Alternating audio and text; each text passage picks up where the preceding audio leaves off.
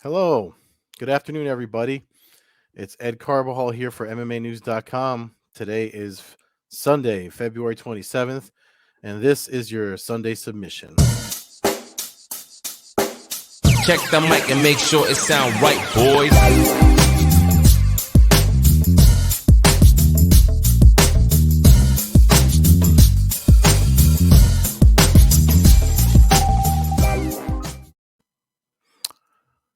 As I said, Ed Carbajal for MMAnews.com. It's February 27th, Sunday submission.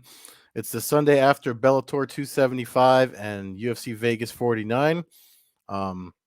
If you watched the Sunday submission from 2 weeks ago, I told you no Sunday submission last Sunday because I was away, and now I'm back. Apologies if I for this is coming out a little bit late today, and if I sound a little congested. I'm getting over a cold, not COVID. I already took a test, came out negative. Just New Jersey's dick bag weather making it difficult for us to transition into something halfway decent. But if you're watching this up on the MMAnews.com YouTube channel, make sure you do thumbs up, bell notification for future news, videos, and interviews. I forgot to write the list of the latest from the Canadian God James Lynch, but we do have some new content up there. I know I got the alerts while I was away. Again, sorry, I'm a little behind because I took a little vacation that I absolutely deserved. So if you want to follow me, you can follow me on Twitter at Carbasil. That's my handle right there. And you can see all the other work that I do for the multiple outlets I contribute to, and including MMAnews.com. So let's get right into it because there's a lot to get into. This weekend, we were not short of any sort of face punching and grappling and all kinds of combat sports. When I did the podcast that I do with Matt Hawkins this past Wednesday, I think he said there was on average of something of 60 events that went on this past weekend. If you're tracking from like Thursday into last night, I mean, even during the day, I mean, especially if you have a Fight Pass account. I mean, there was a PFL Challenger Series, Bellator, UFC. Trying to think what else. LFA 120. I think it was 125 on Friday night. And this is all relevant to the news that we're going to get to. I know MMAnews.com doesn't like to do a lot of regional MMA coverage, but you have to pay attention to it because that is where the future of the sport comes from. And when we look at the events that transpired over the weekend, it only proves that. So let's get right into it. Let me bring up the results really quick from Bellator. I'm gonna talk a lot about Bellator 275, not only because of my cold. I missed UFC Vegas. I only caught the highlights and summation, but MMAnews.com is full of UFC content, so you can just check out the results with them. But it is relevant to the co-main event in particular. Let me bring it up here. Is relevant because what happened with Sinead Kavanaugh and Leah McCourt. And when you're looking at the sport and free agency and things like that, it's worth talking about, and I'll tell you why. So let me bring up my notes here. So if you don't know by now, Gegard Mousasi made quick work of Austin Vanderford. And not for nothing, if you are a fan of the sport and you watch everything like I do, I've been following Austin Vanderford's career for a long time. I interviewed him way back when, a few times, but my very first conversation with him was when he fought for VFC in the regionals. He used to fight at 170 back then before he decided to move to middleweight. I mean, he's a really dominant. He was undefeated up until he fought Gegard Mousasi, right? So that's saying a lot for Vanderford. And as far as Mousasi defending his title now, that's his second or third title defense since he won the vacant title. He doesn't lose to anyone. That's hard. Like I believe before that he lost to Rafael Lovato Jr., who had to walk away from the sport because he had the issue with cavernoma in his brain.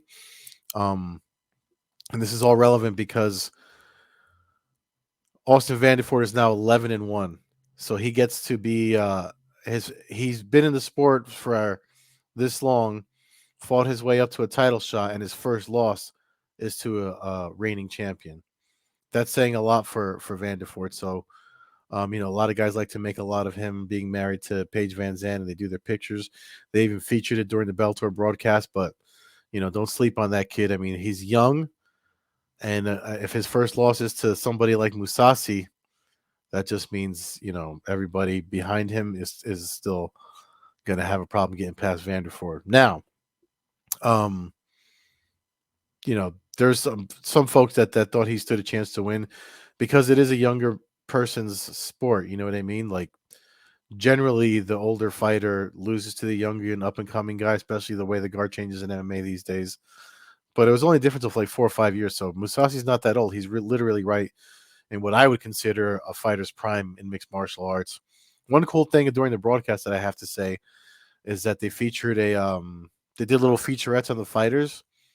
Hopefully those get put up on the BellatorMMA.com YouTube channel, because I think something Musashi showed, like how he's invested a lot of his fight money into properties, and he actually said during the little featurette that, like, that's going to be his pension plan payout. So, you know, with the whole thing about fighter pay and stuff like that, I think it's worth mentioning because it shows that if you're smart with your money, you can do smart things, you know, and planning ahead for your future. And Musasi looks like he's going to be all right, him and his family. So shout out to Gegard Musasi, the most unenthusiastic champion we've ever had. You know, after that happened, a lot of folks were talking about we'd like to see Israel Adesanya versus Gegard Musasi, and in all honesty, that probably will be one of the best fights to make. You know, but everyone, you know, saying sadly we'll never see it because of the way MMA promotions don't co-promote or most promotions, because Bellator has co-promoted with Risen over in Japan, and it doesn't look like, and Scott Coker's publicly said he's not opposed to doing champ versus champ stuff. It's just because of broadcasting deals and all that stuff like that. You know, what are you going to do? You have deals with different people, and then, you know, conflicting advertising deals and stuff like that. That's the sad part of the business of MMA. I mean, that's one thing I wish they would do like boxing, because it would take longer, but we would get to see the fights. But then again, one thing I did say that night when I saw that rhetoric being floated around was that generally, I remember the days when Pride was still a threat to the UFC. You know, people wanted to see the Pride middleweight / light heavyweight champion, because they did weight classes different over there, versus the UFC 205er or 185er. And so back then it was like everybody would, the wish was Chuck Liddell versus Wanderlei Silva, excuse me. Eventually we did get that fight when Pride folded, or whatever you want to call it, and you know, the UFC bought the rights and the contracts with the fighters that they had. So we did get to see that fight, and I was happy that we got to see that fight. But so let's never say never. You know, you never know what's happening. The way the sport is growing, and people getting involved, you know, Endeavor owns the UFC. So if Endeavor decides to say that maybe this is something we could make a little extra money off of, I wouldn't be surprised if it happens. And I always like to refer to McGregor Mayweather because the UFC co-promoted with Showtime and Espinosa and stuff back then. I mean, for a big pay-per-view deal, I wouldn't be surprised if we see that again. What's that saying? If it makes dollars, it makes sense. Like change sense, CENTS, just to make some money. I wouldn't be surprised if they all did a one event deal. You know, if everyone sees they can line their pockets, they'll find a way to make it happen. But anyway, that's the main event of Bellator 275, and my thoughts on that. But really quick, as we scroll down, I know we have highlights and stuff if you want to see of everything that happened. It was very quick, so you can play this so I feel like something happened to Vanderford during one of the takedowns. He held onto his shoulder when the TKO came. But the co-main event, of which of course there's no highlights of that on here, and I know my name is on the byline of this, but this is usually a fight card announcement, and the managing editor of MMAnews.com likes to go in and undo all my work and make it a results piece. But you know, that's not my decision. But this fight in particular right here, Sinead Kavanaugh versus Leah McCourt. Kavanaugh, the highlights for that fight should be on here because that fight was amazing. Number one. Number two, it was crazy to see, everyone seemed to think the ground would favor McCourt, but Kavanaugh seemed to be more dominant. She injured her knee in like the second round, I want to say, or late in the first round, and she fought through it. That she had to be carried back to the locker room. Conor McGregor, because she's part of the whole SBG team, and Conor McGregor helped to carry her into the cage. I mean, into the locker room in the back, and the the uh the thing about it that was weird to me, first of all, again, the fight was awesome. There's a reason why Kavanaugh is ranked as high as she is. I mean, she just fought Chris Cyborg, and immediately after they announced the decision victory, they say that she's fighting Cyborg again. She's next in line to fight Cyborg again. She obviously has an injury to her knee. So that fight's not happening anytime soon, right? I know there's been a lot out there with Kat Zingano. Supposedly, that was supposed to be the next fight to make. You got Arlene Blanco still ranked highly up there, next in line too. But now with right now, Bellator, in my opinion, has the women's featherweight division locked down because they have all the best fighters in that division in MMA fighting right there. But the problem is is the same thing that we talked about on the last Sunday submission, which that's happening at the UFC. You have the same people fighting over and over again. It's cool one time, but maybe one or two times. Like in the case of Brandon Moreno and Davison Figueiredo, it's cool every time because, I mean, can you pick a boring fight between them two from all the three times that they fought? We're gonna get a part four of that. I'm pretty sure we're gonna get a fourth one of that. But as far as this is concerned, I mean, they're saying Kavanaugh gets the next shot at Cyborg. She already had her shot at Cyborg. Cyborg beat her pretty convincingly. So that's hard to sell to fight fans when there's a free agent walking around out there that's a two-time $2 million 2-season winner, and now a free agent, Kayla Harrison over at the PFL. And at the time I'm recording this, she's still a free agent. I know a lot of people share the opinion that if I'm Bellator, why I'm wearing a Bellator hoodie today, I'm going to throw the bank at Kayla Harrison to get her, and I'm going to make her first fight against Chris Cyborg because that's been chatted about even in her own fight weeks. And I remember I was present at the first one, the last one they did here in New York on New Year's Eve. Rather than asking her questions about the opponent she has in front of her, people are asking Kayla Harrison about Chris Cyborg or Amanda Nunes, which was at the time I thought was stupid because we already know how this business works. She was signed with the PFL at the time. These other women fight at their other respective organizations. And the Amanda Nunes one particularly drive me crazy because they're teammates and they train together. I mean, they're not teammates now. I know Nunes left ATT, but at the time, it's something that they probably weren't trying to do aside from being on the same team and not being signed to different promotions. Like everyone's doing their own thing, making their own money, right? Stupid question in my opinion. But but now it's not a stupid question because she's a free agent. We can make the fight between, I mean, I know the UFC was talking to Harrison around that time and had Amanda Nunes won. It might have been something more lucrative for them, but we don't really hear any more chatter about the UFC and Kayla Harrison. Scott Coker's pretty open about wanting to get Kayla Harrison. He addressed it at the post-fight interview and his post-fight press conference after Bellator 275. And now Don Davis. Let me take this down because I want to show you this. I want to show you this article from Insider that I read. It's from a couple of days ago. But Don Davis, he's a chairman and co-founder of the PFL. He said that they made an offer to Harrison, and this is up. I want to read it off for you. PFL MMA, quote unquote, fantastic offer. Here's a piece. The PFL, this is up at insider.com. has made a fantastic offer to free agent Kayla Harrison as Bellator interest mounts. And the Bellator interest mounts because Scott Coker literally said it Friday night. This is from the same.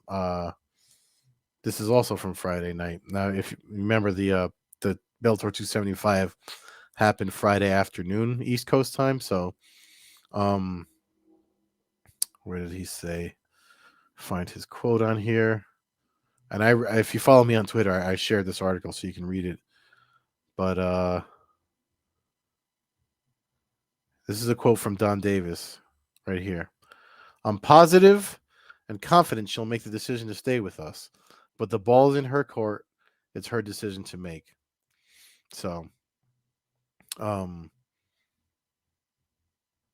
this is him making a fantastic offer. We don't know what that is.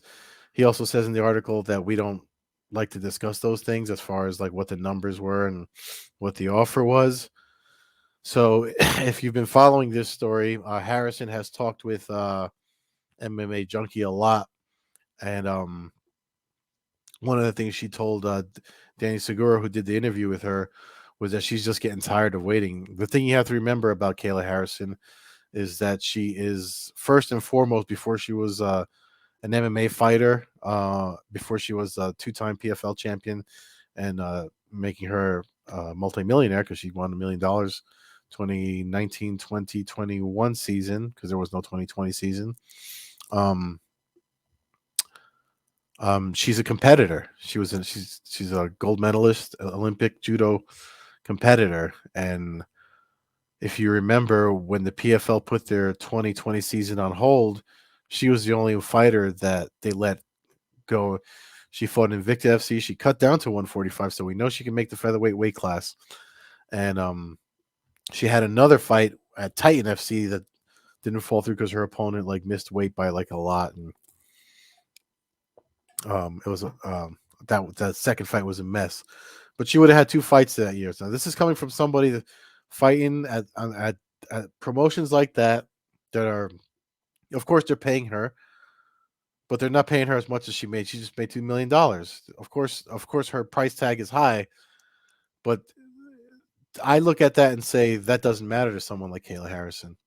She just wants to fight. She wants to compete while she has the time to do it and the time to sharpen her blades and improve as a mixed martial artist, which seems to be a real personal goal of hers and a passion of hers. So maybe money isn't an issue. And if you check out the interviews with Danny Segura over at MMA News, MMA Junkie rather, she flat out says she's just tired of waiting. She wants somebody. If it looks like the first person to give her a fight and give her a contract to sign, she's ready to do it. But you know, you have the promoters. She's got a manager, Ali, who seems to be. I mean, Don Davis says that the ball's in her court, but it looks like her manager may or may not be having some decisive weight in the decision that comes out of this. Um, who knows? The fight business is funny and weird, and if you know little folks like me knew anything about it, we wouldn't be doing vlogs from on Sunday afternoons from a tiny apartment in New Jersey, right? So we'd be, you know, I'd be on ESPN or one of these big streaming services talking about the same thing. So, but if the ball is truly in Kayla Harrison's court, I would believe the ultimate test would be, and she's gone on record saying she really wanted to fight Chris Cyborg too. I would think, even if they do a 3-fight contract, Kayla Harrison, she can get 3 fights. Bellator, give her her title shot against Cyborg, and if she wins, she can defend twice. And if the other side happens, you know, we get to see her against the likes of other mixed martial, because we never get to see her fight like who was the young lady that was in the 2019 season that everyone thought was going to be her. I can't believe I'm forgetting her name. Funny, she's funny, Canadian fighter. Why am I forgetting her name? Anyway, but everyone thought it was going to be her. Like, there's a lot of fighters that the thing about the PFL format is so open to anything can happen in the winning and go home in the advance and the point system. we've seen a lot of things not happen the way we thought they were going to happen. I mean, look at they signed Anthony Pettis and he didn't even make it to the finals, and then Ray Cooper, when they put Rory McDonald in the 170-pound 2021 season, everyone thought we'd see Rory McDonald make it to the end of the year, and Ray Cooper wound up becoming the champion again, two-time champion. So the PFL's unique formula is something that we need to definitely take into account when it comes to the level of talent and the opportunity that's there. If you look at how they made a 155-pound division to help shape and mold her into what she's become as far as being a champion is concerned. So I think there's a lot to look at when it comes to the women's 145-pound division in MMA, and I hope, from my personal hope, is that she goes to Bellator. This is my little subliminal right here, Bellator. Go to Bellator, fight Chris Cyborg, and then we'll see what's what. That'd be good money. I think everybody would be happy. 3-fight contract, do it. That's my 2 cents. And then with the remaining 10 minutes that we have, we might as well talk about last night's UFC Vegas 49. Islam Makhachev makes quick work of Mr. Bobby Green, and that's in no way meant to disrespect Bobby Green. Of course, we've got highlights galore up at MMAnews.com from that event. Let's bring it up on the screen here just so you guys have something to look at instead of my congested face. I can't, again, I don't want to play them because of YouTube and their silliness. And of course, a lot of the highlights that they use on this, some of them aren't able to be played. But if you go on Twitter, I'm sure you could find them. But the first and foremost, I want to give mad respect to Bobby Green, because from what I'm understanding, finding an opponent for Makhachev was hard. Initially, it was supposed to be Beneil Dariush, but he injured his ankle and had to get, Green jumped in 10 days beforehand, and he literally just fought. And it was one of these things where folks wanted to see Bobby Green finally get a main card slot, let alone a main event spot, and he finally got that. So, I mean, on 10 days' notice, you go in and you go against a stud like Makhachev, who's not only is he a pro, it was at a catch weight too of 160 pounds because of the short notice. But he's a protege of Habib Nurmagomedov. What do you think is going to happen? And I mean, nothing but respect to Bobby Green for doing that. I mean, he lost by TKO in the first round, but it's one of those things where it's what are we looking? What's the phrase I'm looking for? I mean, balls. He's got balls for doing that. I mean, that there's no other way to put it. So that's why I think that's what draws fans to Bobby Green. I mean, it would have been amazing if he was able to pull something off, but it is what it is. It was a nice early card again. I don't mind early MMA on the weekend. It's definitely something that is welcome if you're on the East Coast. We're not going to get that this coming week with the UFC 272 coming up soon, which I'll give you my real quick prediction on the main event before that. But there's a lot. I mean, there's a lot of great fights that I caught the highlights of. But one fighter in particular that you got to keep an eye on, and the reason I had mentioned regional MMA at the beginning of this, and I say it all the time, Terrence McKinney, first round submission over Faraz Ziem. That's his, I think that's his 5th first round finish since he's been fighting professional and mixed martial arts. I think it's high time that folks, I mean, there's a reason why Fight Pass has been around as long as it is. I wonder what their subscriber numbers are, but if you're not, again, and I don't get any money for plugging them, but you got to start watching regional MMA, because that's where Terrence McKinney came from. He got a first round finish when he fought his last fight in LFA, and then he came literally days later, fought in the UFC, got a first round finish, and now he's got another first round finish here. The kid is amazing, and he came from LFA. So make sure you keep an eye on the regionals because that's where these guys like him come from. And his story, if you haven't checked, Nolan King over at MMA Junkie has a great story on the demons that McKinney's facing in his past and where he's at now. And I mean, if you follow Terrence McKinney on Twitter, he's pretty public about where his mind is now. And if he keeps winning like this, I mean, that's a role model for a lot of people out there. Really quick before we with the last 5 minutes I got here, we have to look at now the funny things. Funny things have happened over at get my notes on UFC 272.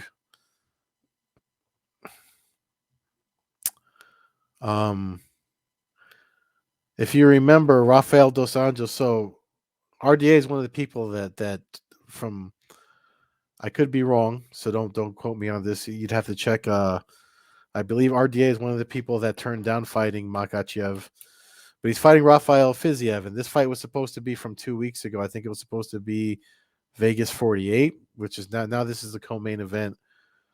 Rafael Dos Anjos versus Rafael Fiziev. It's a lightweight co-main event at UFC 272. Main event: Colby Covington versus Jorge Masvidal. Now,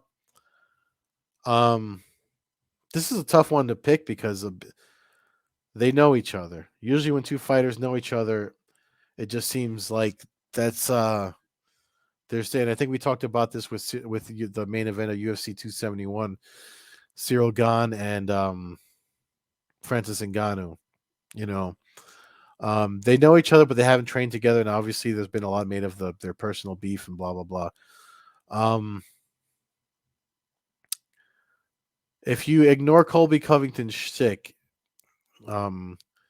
which he does, I know it makes him popular, but it takes away from the good fighter that he is.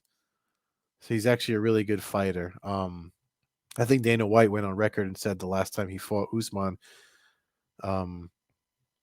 he said if something along the lines that's if their Kamaru Usman wasn't there, it'd be Colby Covington, be the pound for pound.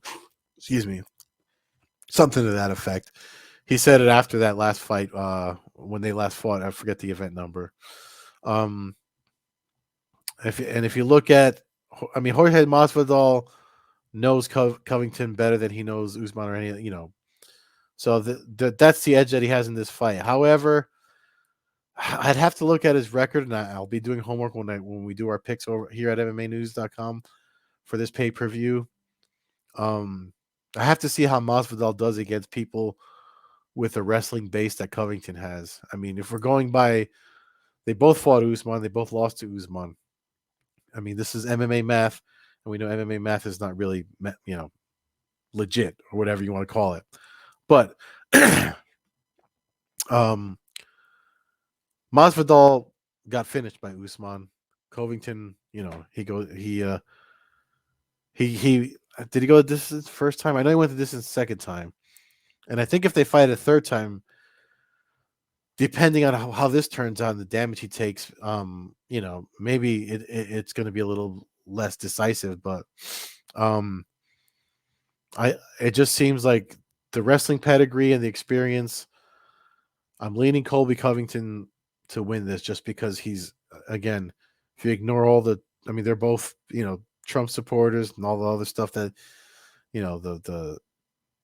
all the other stuff that you see about their characters as fighters, their skills as martial artists. I feel like everything seems to favor Colby Covington because of how Masvidal has done against people with strong wrestling backgrounds in the past. And that's not to say Masvidal is a slouch when it comes to grappling. I mean, he's competed in grappling stuff, and he could very well submit Covington.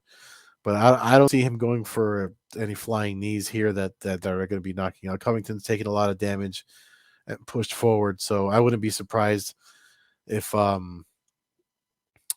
could see Covington winning a decision. I don't know how bad that knockout that Masvidal got received. We don't know how much of that he's still carrying with him into this fight. So it's gonna be telling, but it's certainly gonna be one to watch. But I'm leaning Colby Covington, so that's my pick. We'll do the rest of the main card as fight week moves forward. But I think that's it for me. And again, apologies for the for the congestion, but we'll keep this show going as long as the show's allowed to keep going. Make sure you thumbs up, bell notification, subscribe to the YouTube channel if you're watching this on YouTube. Check out MMAnews.com for all of your heavy UFC news. And if you want to see stuff about the entire sport, you can give me a follow on Twitter at Carbazel. And that's it for me for this Sunday submission. I am tapping out. Peace.